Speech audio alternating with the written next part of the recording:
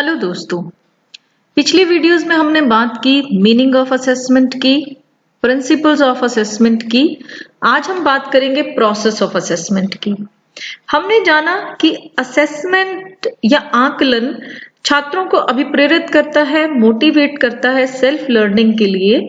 इसके साथ साथ आकलन हमें कुछ ऐसी स्ट्रैटेजीज भी देता है जो हेल्प करती है एजुकेशन में डिसीजन मेकिंग के लिए, बहुत सारे फैसले लेने के लिए, जिससे हम एजुकेशन की प्रोसेस को सुधार सकते हैं, उसमें इम्प्रूवमेंट ला सकते हैं। तो जब हम प्रोसेस ऑफ असेसमेंट की बात कर रहे हैं तो इसके कुछ स्टेप्स की हम बात करेंगे। तो आइए चलते हैं सबसे पहले स्टेप की ओर। पहला स्टेप है define educational goals and objectives.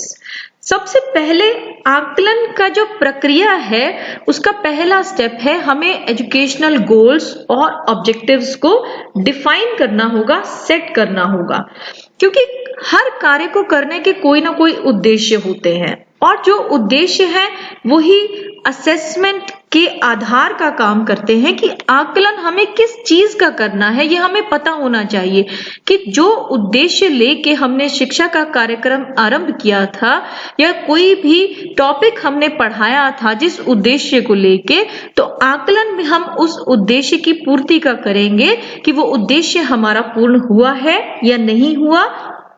तो सबसे पहला काम होगा हमारा, हमें शैक्षिक उद्देश्यों को निर्धारित करना पड़ेगा। और जो शैक्षिक उद्देश्य है हमारे, वो दूरगामी होना चाहिए, दूरदृष्टि होने चाहिए, जो हमें वैरायटी ऑफ स्किल्स के बारे में बताएं कि बच्चों ने अलग अलग क्या कौशल सीखे हैं, कौन से क्षेत्रों में ज्ञान प्राप्त किया है। तो they describe a variety of skills and knowledge based areas.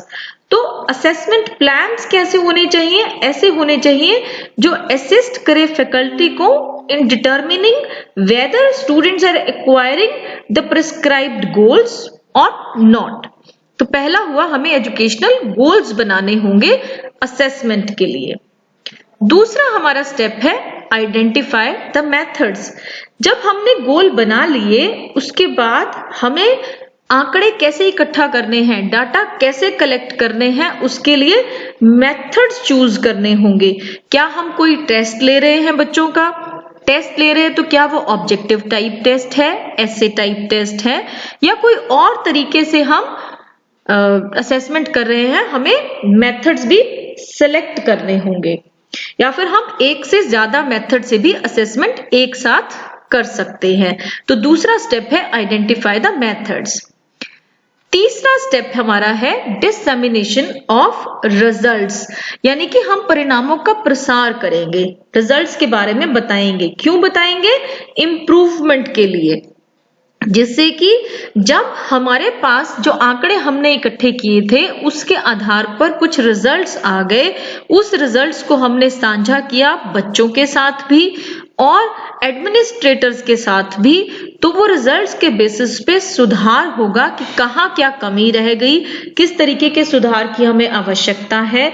बच्चों को हम फीडबैक भी दे सकते हैं, बच्चों को फीडबैक देंगे कि उन्हें कहाँ किस क्षेत्र में कमी है, किस तरीके से पढ़ना चाहिए, किस तरीके से लिखना चाहिए। तो वो बहुत सारी फीडबैक जो है रिजल्ट्स को डिसमिनेट करने से जब हम देंगे तो एजुकेशन प्रोसेस को हम सुधार सकते हैं। अगला स्टेप है डेवलप अ टाइम टेबल। हम अभी प्रोसेस की बात कर रहे हैं, तो हमने अभी तक जो 3 स्टेप पढ़े कि एजुकेशनल गोल्स बनाने हैं, मेथड सेलेक्ट करने हैं, रिजल्ट्स को किस तरीके से शेयर करना है, इन तीनों स्टेप्स को कब करना है, कैसे करना है, उसके लिए एक टाइम टेबल बनाना होगा, जिससे कि हम सभी प्रोसेस, पूरी असेसमेंट की प्रोसेस को कर सके। लाइक एक टाइम प्लान होता है कि कब हमने हाउस एग्जाम्स लेने हैं, कब फाइनल एग्जाम्स होंगे, कब क्लास टेस्ट्स होंगे, तो इन सब के लिए एक टाइम टेबल बनाना होता है असेसमेंट के लिए। ये स्टेप नंबर 4 है।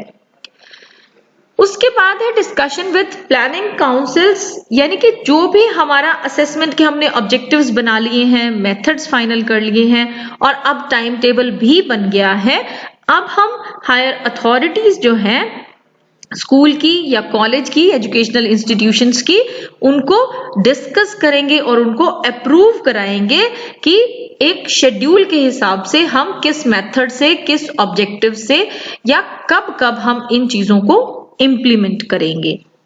उसके बाद नेक्स्ट आता है इम्प्लीमेंट असेसमेंट प्लान्स। अब हम एक्चुअल में इम्प्लीमेंट करेंगे, इससे पहले वाले स्टेप में हमने डिस्कस किया था, अब हम इनको इम्प्लीमेंट करेंगे कि असेसमेंट को, प्रैक्टिस को अवेलेबल कराएंगे बच्चों से। अब हम वो टेस्ट लेंगे बच्चों का, असेस करेंगे बच्चों का फाइनली, और फिर उन प्लान्स को हम रिवाइज भी कर सकते हैं। जैसे ही समय की कोई डिमांड होगी या हमारे कोई सर्कमस्टेंसेस ऐसे होंगे, हम उनको चेंज भी कर सकते हैं। इस तरीके से हमारे असेसमेंट के ये 6 डिफरेंट स्टेप्स हैं। पहला ऑब्जेक्टिव्स, उसके बाद मेथड्स हमने बनाए, फिर हमने रिजल्ट्स को डिसेमिनेट किस तरीके से करना है, ये डिसाइड करना है हमें किस तरीके से हम डिसाइड रिजल्ट्स को डिसेमिनेट करेंगे, फीडबैक देंगे, फिर एक टाइम टेबल बनाएंगे उन 3 प्रोसेस के लिए, फिर इसको प्लानिंग काउंसिल के साथ हम डिस्कस करेंगे, फाइनली हम इसको इम्प्लीमेंट करेंगे। This is all about the process of assessment. Thank you.